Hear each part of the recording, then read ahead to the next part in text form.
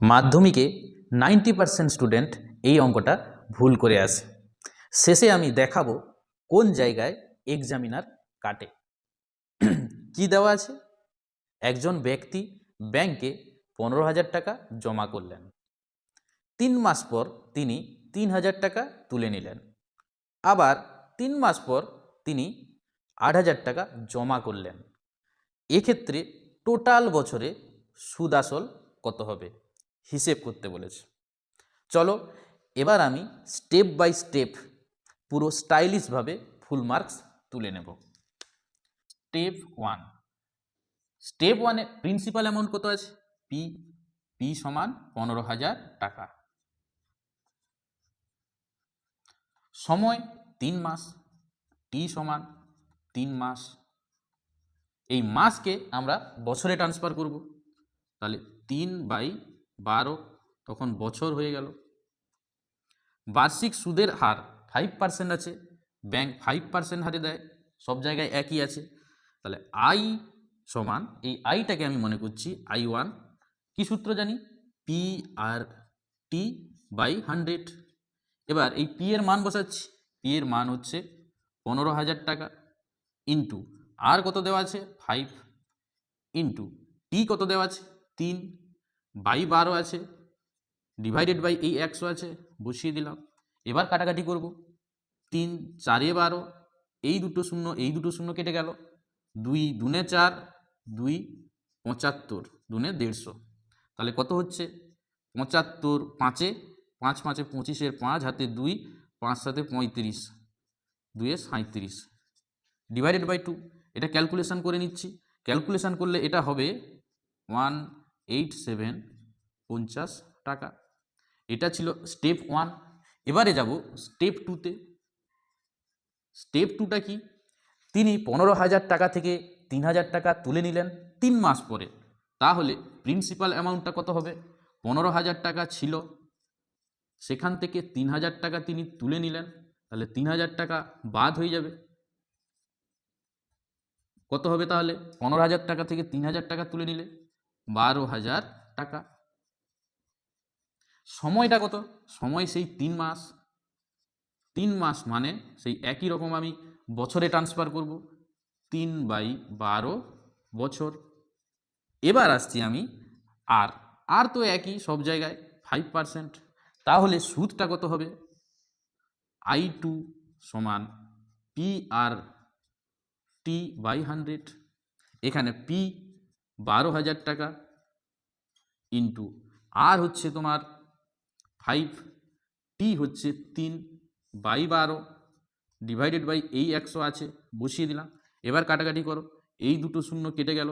12 10 120, তাহলে 5 3 15 10 150 টাকা। তাহলে এই 150 টাকাটা কি পেলাম? 3 মাস পরে সুদ। এবার আসছি স্টেপ 3।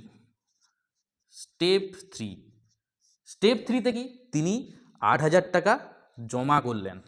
এইখানে 90% স্টুডেন্ট ভুল করে, তারা সেই প্রিন্সিপাল অ্যামাউন্টটা এই 15,000 টাকা ধরে নেয়। কিন্তু এখানে প্রিন্সিপাল অ্যামাউন্ট কত হবে? এই যেহেতু ছিল প্রিন্সিপাল অ্যামাউন্ট এখন 12,000 টাকা, তাহলে 12,000 টাকার সঙ্গে জমা করলেন 8,000 টাকা, যোগ হয়ে যাবে 8,000 টাকা। তাহলে কত হবে? তাহলে এটা এখন হয়ে যাচ্ছে তোমার 20,000 টাকা। 20,000 টাকা প্রিন্সিপাল অ্যামাউন্ট। তাহলে এখানে আর কত? এখানে আর একই 5%। টিটা কত? এবার সময়, এই টিটাও এখানে গুরুত্বপূর্ণ। সময়টা কত? সময়টা হচ্ছে 3 মাস পরে। তাহলে এক্ষেত্রে টি কত হবে?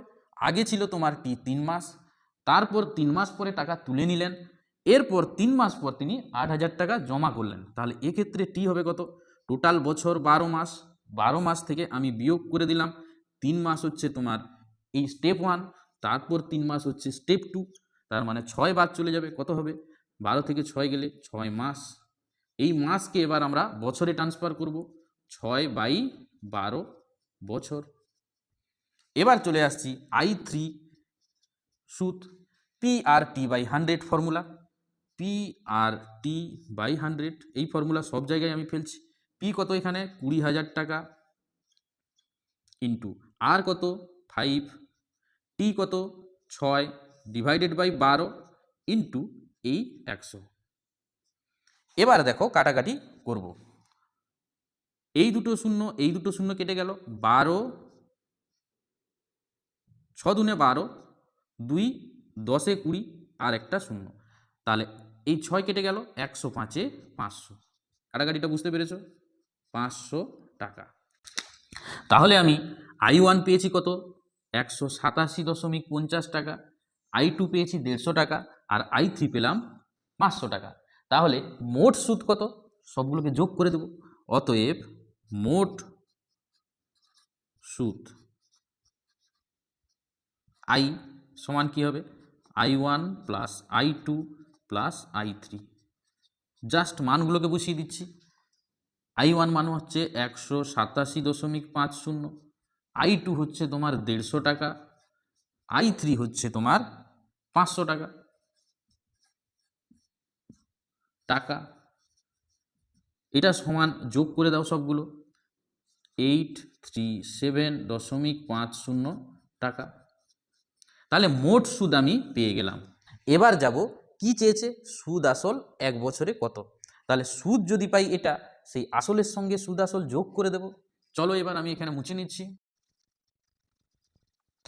তাহলে সুদ আসলটা এবার বার করব। অতএব সুদ আসল মানে কমপ্লিট মানি। তিনি 15,000 টাকা প্রথমে ব্যাংকে রেখেছিলেন, তাহলে 15,000 টাকা তার আসল ছিল।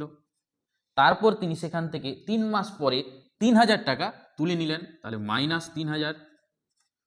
তারপর 3 মাস পরে তিনি 8,000 টাকা জমা করলেন, +8,000, প্লাস সুদ কত পেয়েছেন টোটাল বছরে সুদ পেয়েছেন এইটা 8,000, 8,000 নয় 837.50। তাহলে টোটালটা আমি ব্র্যাকেট দিয়ে টাকা দিয়ে দিলাম। এবার যোগ বিয়োগ করো, উত্তর যেটা হবে 15,000 থেকে 3,000 বাদ দিলাম 12,000, 12,000-এর সঙ্গে 8,000 যোগ করলে 20,000, তাহলে 20,837.50 টাকা। এটাই কমপ্লিট মানি, এটাই তিনি সুদাসল পাবেন বছরের শেষে। খুব ইম্পর্টেন্ট অঙ্ক, 90% স্টুডেন্ট ভুল করে কোন জায়গাটায়? তারা টোটাল অঙ্কটাকে প্রিন্সিপাল অ্যামাউন্ট এই পি ধরে নেয়। এই বছরে এই যে I1 I2 সব জায়গায় আমি এগুলো চেঞ্জ করলাম, এইগুলো আর তারা করে না। কি আছে 16 দাগের অঙ্কটা? এক ব্যক্তি 1 লক্ষ টাকা ব্যাংকে এবং পোস্ট অফিসে ভাগ করে রেখেছেন আর আমাকে দিয়ে ইনভেস্টিগেট করাচ্ছে। চলো কথা কম কাজ বেশি। 16 ধরি ব্যাংকে রাখলেন কত? x টাকা এবং পোস্ট অফিসে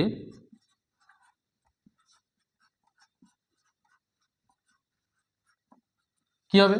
একদমই সিম্পল, এই 1 লক্ষ টাকা থেকে x বাদ দাও, এই টাকাটা হবে একক, দশক, শতক, হাজার, অযুত, লক্ষ। ঠিক আছে, এবার ব্যাংক থেকে, অতএব ব্যাংক থেকে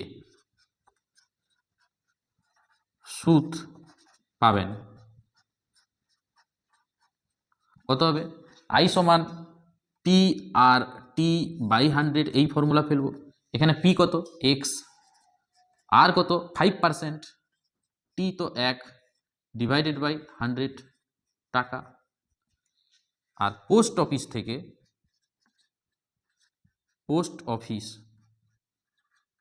থেকে সুদ পাবেন কত হবে? সেই একই ফর্মুলা, I সমান পি আর টি বাই 100। এখানে পিটা হচ্ছে কত? 1 লক্ষ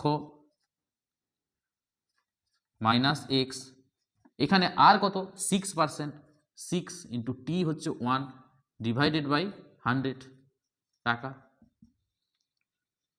এবার শর্তানুসারে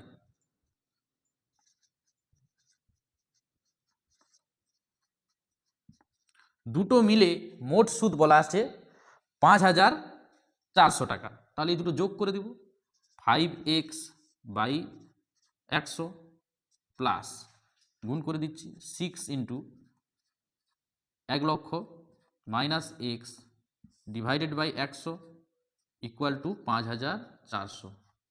ঠিক আছে, এই শূন্যটা দেখে নেবে সবসময় ঠিক হচ্ছে কিনা, পরীক্ষায় এটা ভুল হয়। বা আমি জাস্ট সিম্পলভাবে লসাগু করব, কত 100 লসাগু ওপরে 5x প্লাস এই 6 গুণ করে দিলে 1 লক্ষর সাথে 6 গুণ হলে 6 লক্ষ টাকা minus 6x equal to 5,400। Simple calculation করছি, 6 লক্ষ যেমন আছে তেমন থাকলো, মাইনাস 6x থেকে 5x বাদ দিচ্ছি, মাইনাস এক্স হবে বড় সংখ্যার সামনে যেটা সেটা বসবে, আর এই 100টা এদিকে গুণ করে দিচ্ছি, 5 4 দুটো শূন্য ছিল আরও দুটো শূন্য বেড়ে গেল। এবার এই এক্সটাকে আমি সেদিকে নিয়ে যাচ্ছি, তাহলে এক্স সমান, আর এই 6 লক্ষ যেমন ছিল তেমন থাকলো, এটাকে নিয়ে আসছি আমি এদিকে, এটা কত 5,40,000। 6 লক্ষ টাকা থেকে 5,40,000 টাকা বাদ দিলে কত হবে 60,000 টাকা। তাহলে এক্সটা কি ছিল ব্যাংকে, অতএব ব্যাংকে রেখেছিলেন কত হবে 60,000 টাকা, এবং পোস্ট অফিসে কত হবে